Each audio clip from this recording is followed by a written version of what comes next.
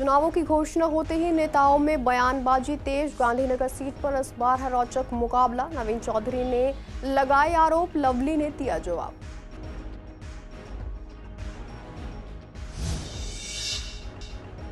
मधुविहार में सनसनीखेज हत्या के प्रयास का 12 घंटे में हुआ खुलासा। पुलिस ने भागने की कोशिश कर रहे आरोपी को किया गिरफ्तार। आरोपी के पास से अवैध पिस्टल, कारतूस और स्कूटी हुई बरामद।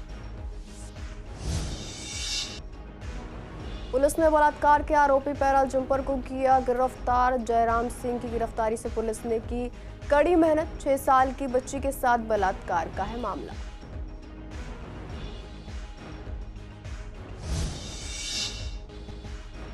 रोहिणी और मंडोली जेल में कैदियों की संख्या दोगुनी। मंडोली जेल में लगभग 6000 कैदी। नरेला में नई जेल से दिल्ली की जेलों में बढ़ते दबाव में राहत की उम्मीद।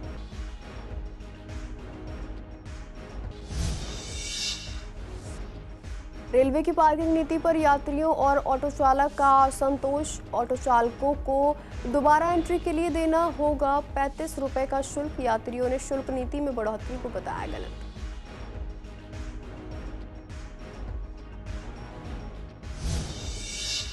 नमस्कार, आप देख रहे हैं CCN लाइव। मैं हूं आपके साथ शिवानी तिवारी। स्वागत है आपका हमारे खास कार्यक्रम पूर्वी दिल्ली खास में। बुलेटिन की शुरुआत करते हैं कुछ खास खबरों के साथ। चुनाव की तारीखों के ऐलान के बाद गांधीनगर में राजनीतिक हलचल तेज हो गई है। आम आदमी पार्टी के प्रत्याशी नवीन चौधरी ने बीजेपी के प्रत्याशी अरविंदर सिंह लवली पर हमला बोलते हुए उन्हें दल बदलू कहा और आरोप लगाया कि जो नेता पहले कुछ नहीं कर पाए अब वह क्या करेंगे। नवीन चौधरी ने यह भी बताया कि उनकी पार्टी लगातार रैलियां और जनसभाएं कर रही है जो आम जनता के बीच सकारात्मक प्रतिक्रिया प्राप्त कर रही है। वहीं बीजेपी प्रत्याशी अरविंदर सिंह लवली ने जवाब देते हुए कहा कि उन्हें अपने काम गिनवाने की कोई जरूरत नहीं है क्योंकि उनके कार्यालय में जो विकास कार्य हुए वही आज तक बाकी नेताओं के लिए उदाहरण है। लवली ने मुद्दों में सीवर की समस्या, पानी की समस्या और स्कूलों की चरमराई व्यवस्था को सुधारने की बात की। उन्होंने दिल्ली में 2100 रुपए देने के वादे को झूठा करार दिया और कहा कि जो वादा पंजाब में पूरा नहीं किया जा सका वह दिल्ली में कैसे पूरा होगा। आप देख रहे हैं तैयारियां, आप देख रहे हैं तैयारियां जबरदस्त चल रही हैं और हम तो पिछले 1 महीने से लगे हुए हैं। जहां भी अगर गलियां टूटी हुई हैं वहाँ हमने रिपेयर भी करवाई हैं और जहां पानी की दिक्कत है पानी पहुंचा रहे हैं। जहां मेडिकल वैन चाहिए मेडिकल वैन पहुंचा रहे हैं। जहां जिसको जो ज़रूरत है पिछले 5 साल से लगे हुए हैं और अब तो चुनाव आज डिक्लेयर हो गया और अब ये महीना आ रहा है तो 1 महीने का चुनाव रह गया है लगभग। वो कैंडिडेट सामने भी नहीं है। हर 6 महीने में दल बदलता है, अपने मकसद से राजनीति करता है, अपने फ़ायदे की राजनीति करता है। इसके अलावा कुछ नहीं है। लोगों का बेवकूफ़ बनाता है और कुछ नहीं है। कभी बीजेपी कभी कांग्रेस, कभी बीजेपी कभी कांग्रेस। क्या तरीका है? जो स्थिर नहीं है तो वो सरकार स्थिर नहीं, वो आदमी स्थिर नहीं तो उसका क्या रहेगा? कौन? पब्लिक जान गई है, सब समझ गई है कि मौके की राजनीति करता है, अपने फ़ायदे की राजनीति करता है और इसके अलावा कुछ नहीं है। ऐसे आप विधायक भी रहे हैं और जो अब प्रत्याशी उन्होंने साफ कह दिया है कि जो पहले नहीं कर पाए वो अब कर पाएंगे और वैसे भी दल बदलने की राजनीति। आपको लगता है मुझे उनको सीरियसली लेना चाहिए? तो दिल्ली के लोग फैसला करेंगे तो कोई नहीं, अच्छी बात है। जो चुनाव लड़ रहा है उसको आगे बढ़ के चुनाव लड़ना चाहिए। मेरी शुभकामनाएं। देखिए, कोई रणनीति नहीं बना। रणनीति मुझे किस लिए बनानी है?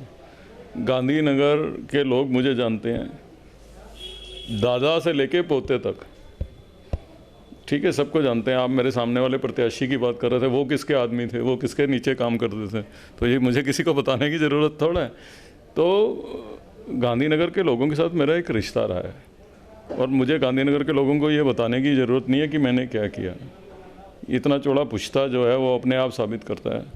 गांधीनगर में बिजली का घर हो, चाहे वो महावीर स्वामी पार्क के अंदर हो, चाहे वो कांति नगर के अंदर हो, चाहे वो सिलमपुर के अंदर हो, चाहे वो गीता कॉलोनी के अंदर हो, किसने बनाया ग्रिड वो मुझे किसी को बताने की आवश्यकता नहीं है। अजीत नगर की पुलिया किसने बताई मुझे बताने की ज़रूरत नहीं है। शांति मोहल्ले का वाटर यूजीआर हो, महावीर स्वामी पार्क का वाटर यूजीआर हो, आज़ाद नगर का वाटर यूजीआर हो, किसने बनाया मुझे बताने की आवश्यकता नहीं है। मधुविहार थाना इलाके में एक सनसनीखेज गोलीबारी की घटना सामने आई है जिसमें बड़े बेटे ने अपने छोटे भाई पर जान से मारने की नीयत से गोली चलाई। घटना के बाद पीड़ित को LBS अस्पताल में भर्ती कराया गया और फिर उसे इलाज के लिए LNJP अस्पताल रेफर किया गया है। पुलिस ने मौके पर पहुंचकर आरोपी के खिलाफ शिकायत दर्ज की जिसमें पीड़ित ने बताया कि उसके पिता ने उसे और उसकी मां को अपनी संपत्ति से बेदखल कर दिया था। जबकि उसका छोटा भाई उनके साथ उसी घर में रहता था। आरोपियों के खिलाफ मामला दर्ज होने के बाद पुलिस ने घटना की जांच शुरू की और तकनीकी के आधार पर आरोपी को गिरफ्तार कर लिया। आरोपी के कब्जे से एक अवैध देसी पिस्टल, 2 जिंदा कारतूस, एक खाली कारतूस और एक स्कूटी बरामद की गई है। पूछताछ में आरोपी ने बताया कि उसे पारिवारिक विवाद के चलते इस अपराध को अंजाम देने का फैसला किया और उसने पंकज नाम के व्यक्ति से पिस्टल खरीदी थी। दिल्ली पुलिस की अपराध शाखा ने मयूर विहार थाना क्षेत्र में हुए बलात्कार के मामले में दोषी पाए गए पैरोल जंपर जयराम सिंह को गिरफ्तार किया है। जयराम सिंह ने 2004 में 6 साल की बच्ची के साथ बलात्कार किया था, जिसके बाद उसे आजीवन कारावास की सजा सुनाई गई थी। 2021 में उसे 90 दिनों की पैरोल मिली थी, लेकिन पैरोल अवधि खत्म होने के बाद भी उसने आत्मसमर्पण नहीं किया और फरार हो गया। पुलिस ने उसकी तलाश के लिए टीम बनाई और कई महीनों की कड़ी मेहनत के बाद उसे दिल्ली के चिल्ला गांव से गिरफ्तार किया।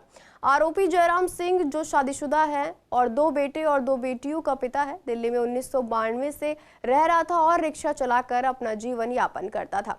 गिरफ्तारी के बाद पुलिस ने बताया कि उसने पैरोल खत्म होने के बाद आत्मसमर्पण करने के बजाय जानबूझकर खुद को छिपा लिया था।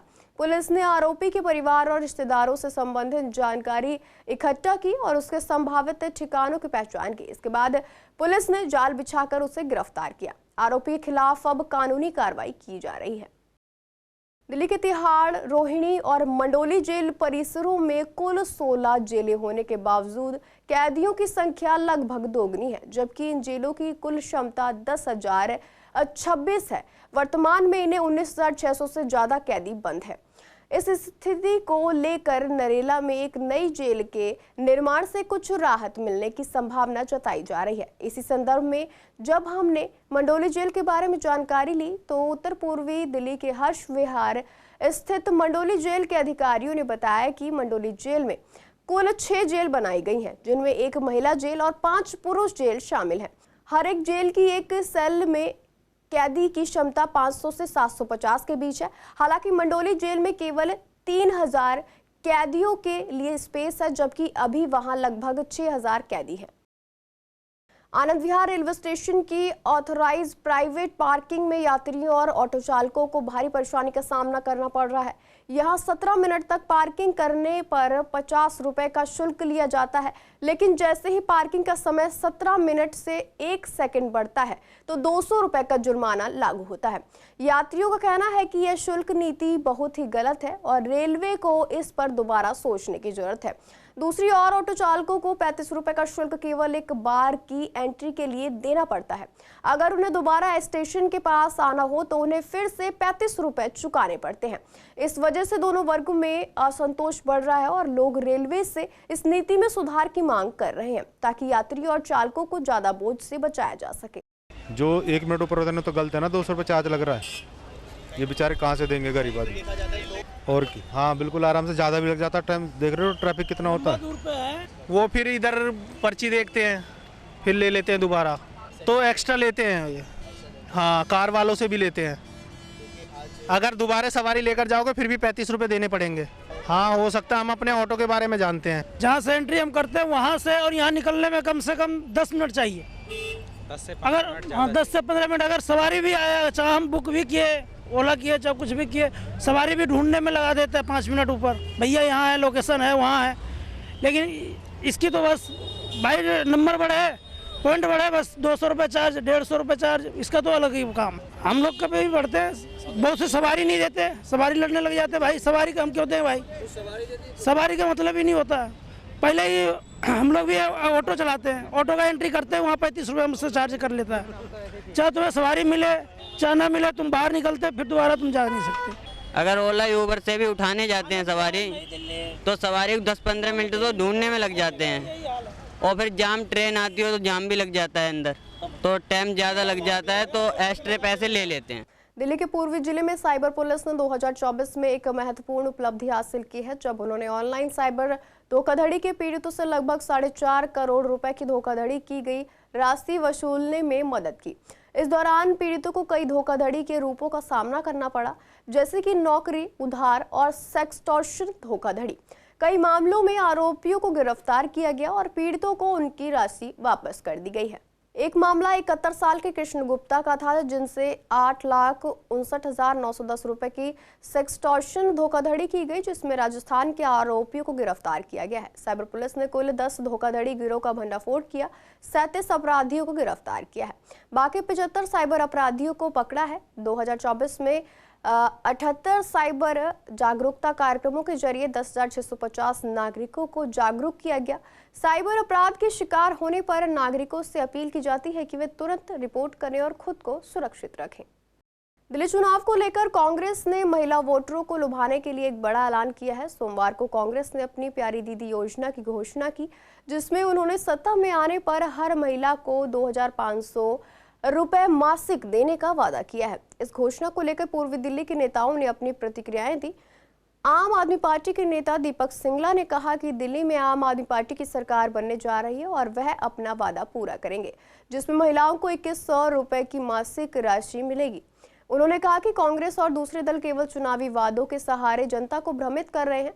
वहीं बीजेपी नेता ने कांग्रेस और आम आदमी पार्टी के वादों पर सवाल उठाते हुए कहा कि अरविंद केजरीवाल ने पंजाब में भी महिलाओं को 1,000 रुपए देने का वादा किया था, जो अभी तक पूरा नहीं हुआ है। कांग्रेस नेता ने इसे एक ऐतिहासिक फैसला करार दिया और कहा कि अगर कांग्रेस सत्ता में आई तो वह अपना वादा जरूर पूरा करेगी। देखिए, अरविंद केजरीवाल ने आज तक जो भी वादे किए हैं उन वादों को पूरा किया है और जनता जानती है कि अरविंद केजरीवाल जो कहते हैं वो वादे पूरे करते हैं। और साथ ही साथ आज दिल्ली में आम आदमी पार्टी की अरविंद केजरीवाल की सरकार बनने जा रही है, तो जनता को पता है कि 2,100 रुपये अरविंद केजरीवाल जी देंगे।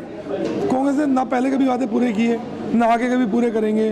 वो बोलने में विश्वास रखते हैं, अरविंद केजरीवाल जी करने में विश्वास रखते हैं। तो जनता अरविंद जी के वादों को बिल्कुल सच्चा मानती है और उन पर विश्वास जताएगी, उनको जीत की तरफ लेके जाएगी और इस बार दोबारा अरविंद केजरीवाल को मुख्यमंत्री बनाएगी। देखिए, अरविंद केजरीवाल जी जनता की सेवा कर रहे हैं, दिल्ली की जनता की सेवा कर रहे हैं। दिल्ली के लोगों को अच्छी ज़िंदगी देने का, अच्छी सुविधाएं देने का काम अरविंद केजरीवाल ने किया है।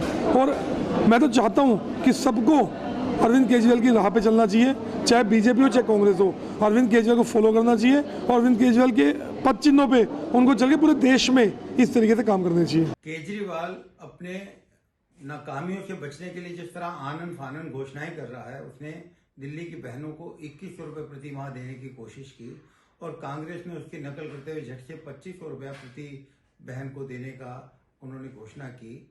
मैं भारतीय जनता पार्टी की तरफ से आश्वस्त करता हूं कि दिल्ली का संपूर्ण विकास होगा। जो भी घोषणाएं अभी तक हुई हैं वो सब जारी रहेंगी और सबसे बड़ी बात यह है कि जो घोषणाएं की जा रही हैं वो उचित हाथों तक उनका लाभ पहुंचेगा। यमुना साफ होगी, पानी स्वच्छ होगा, बिजली और बाकी सुविधाएं जिस तरह से बाकी सरकारें देती आई हैं वो चलती रहेंगी और उससे बेहतर डबल इंजन सरकार में मोदी जी की नीतियों का, आयुष्मान आदि जैसी योजनाओं का भी लाभ दिल्ली की जनता को मिल पाएगा। शाहदरा थाना, जो 1915 में ब्रिटिश शासन के दौरान स्थापित हुआ था, आज अपनी 110वीं वर्षगांठ मना रहा है। इस मौके पर हवन और देशभक्ति गीतों के बीच उत्सव का माहौल था। इस ऐतिहासिक अवसर पर पूर्वी रेंज के ज्वाइंट कमिश्नर सागर सिंह कलसी और शाहदरा जिले के डीसीपी प्रशांत प्रिय गौतम भी उपस्थित रहे। डीसीपी ने संवाददाता से बातचीत करते हुए बताया कि शाहदरा थाना दिल्ली के 4 पुराने जिलों में से एक था और इसमें पहली चोरी की शिकायत दर्ज की गई थी, जिसका रिकॉर्ड डीसीपी ने मीडिया के साथ साझा किया। उन्होंने यह भी बताया कि थाने के इतिहास में एक महत्वपूर्ण पन्ना था, जब स्वतंत्रता सेनानी सुखदेव को यहां गिरफ्तार करके बंद किया गया था। शाहदरा थाने को आज 110 साल पूरे हो रहे हैं। 7 जनवरी 1915 को शाहदरा थाने का एस्टैब्लिशमेंट इसी जगह पर, जहां आज ये थाना आज प्रेजेंटली है, यहीं हुआ था। और इस थाने की बहुत सारी खूबसूरतियाँ हैं, क्योंकि 110 साल है तो 110 साल में इस थाने ने बहुत सारी चीज़ें देखी है। तमाम यमुना पास में है। 1924 में इस थाने ने फ्लड्स देखे, लास्ट 2023 में देखे इसने फ्लड्स, और 1972 में भी मेजर 1978 में भी मेजर इसने थाने ने फ्लड देखा। इसमें जो पहली एफआईआर दर्ज करी गई थी वो हाउस ट्रेसपासिंग की एफआईआर थी, हाउस ब्रेकिंग की, जिसमें खजान सिंह नाम के व्यक्ति के घर में ये चोरी हुई थी और चोरी कुछ हो नहीं पाई थी। जो चोर घर में घुसे रात में, उन्होंने लाइट जलाई तो खजान सिंह जी को पता चल गया और वो चोर वहाँ से भाग गया। बाद में वो चोर पकड़े भी गए। जो फ्रीडम फाइट के लिए स्ट्रगल कर रहे थे, उन लोगों को जनरली यहाँ पर लाकर रखा जाता था। काफ़ी प्रोमिनेंट लोगों को यहाँ पर लाकर रखा गया, जिसमें से एक प्रोमिनेंट नाम सुखदेव का है। 1928 में जब यहाँ पर सॉन्डर्स हत्याकांड जो हुआ था, उसमें 3 लोगों को आप जानते हैं, बड़ा फेमस केस है। उसमें सुखदेव जी को यहाँ पे लाकर रखा गया था। जैसा मैंने आपको पहले भी बता दिया कि इन 100 सालों में ये मेनली आज़ादी से पहले इसको इंडियन रेवोल्यूशनरीज को रखने के लिए इस थाने का अच्छा इस्तेमाल किया जाता है। सर, पुराने रिकॉर्ड में आपके पास इस टाइम क्या चीज़ है जो आप मीडिया को दिखाना चाहेंगे? इसमें हमने अभी आर्काइव में दे दी हैं चीज़ें। ये इसकी मैं आपको FIR दिखा सकता हूँ। फर्स्ट FIR, उस टाइम पर FIR उर्दू में लिखी जाती थी। ये फर्स्ट FIR है। अभी हमारा दिल्ली पुलिस का आर्काइव है, वहाँ पर हमने ये दे दी है। ये वहाँ पर आपको इसका दिल्ली में मंगलवार सुबह भूकंप के तेज झटके महसूस किए गए। भूकंप का केंद्र नेपाल में था और इसकी तीव्रता रिक्टर स्केल पर 7.1 बताई जा रही है। इस शक्तिशाली भूकंप ने कई राज्यों और दिल्ली NCR सहित आसपास के इलाकों को हिला दिया। वहीं पूर्वी दिल्ली के निवासियों ने भी भूकंप के झटके महसूस किए। एक महिला ने बताया कि जब वह सुबह रसोई में खाना बना रही थी तो अचानक उन्हें अजीब सा महसूस हुआ। उन्होंने पंखे की तरफ देखा तो वह हिल रहा था और टीवी ऑन करने पर यह पता चला कि भूकंप आया है। लोगों में दहशत का माहौल रहा और वे सुरक्षित स्थानों पर पहुंचने के लिए बाहर निकल आए। वैसे भूकंप के वक्त ज़्यादातर लोग सो रहे थे। चूंकि बच्चों के स्कूल भी बंद है तो इसलिए जब भूकंप आया तो ज़्यादातर लोग बिस्तर में ही थे। कहीं से जान माल का नुकसान की खबर नहीं है। हाँ, मैं सुबह उठा था तो मेरे को ऐसा लगा था कि जैसे भूकंप आया। फिर मैंने इतना ध्यान नहीं दिया। फिर मैं दादाजी से पूछ रहा, दादाजी ने बोला हाँ भूकंप आया था। तो फिर लगा थोड़ा। कितने बजे की? ये सुबह 6 साढ़े 6 के अराउंड की बात है। तो आपने उन लोगों से भी पूछा कि भूकंप आया था? हाँ, मैंने घर में पूछा, मैंने कंफर्म किया। मेरे को लगा कि ऐसे सुबह उठ के ठंड में नहीं पता चलता, कुछ कॉन्शियसनेस नहीं होती। तो मम्मी से पूछा मैंने, फिर दादाजी से पूछा तो कहा हाँ आया था। भूकंप आया था। मैं सुबह काम कर रही थी किचन में तो मुझे लगा जैसे हिला, अपने आप को मतलब कंपन सी फील हुई। मैंने बोला भी अपने हस्बैंड से तो उन्होंने कहा नहीं ऐसा कुछ नहीं, लेकिन मुझे पक्का लगा कि भूकंप था। कि तिब्बत में आया है और हमारे भारत में भी कई जगह भूकंप के झटके महसूस किए गए हैं। दिल्ली में भी किए गए हैं, बिहार में भी किए गए हैं। कई ऐसी जगह हैं जहाँ पर महसूस किया गया है भूकंप का। जो नेपाल था केंद्र था उसका, और तिब्बत में मतलब ज़्यादा नुकसान है। फिलहाल के लिए बुलेटिन में इतना ही। ऐसी तमाम अपडेट्स के लिए बने रहिए CCN लाइव के साथ।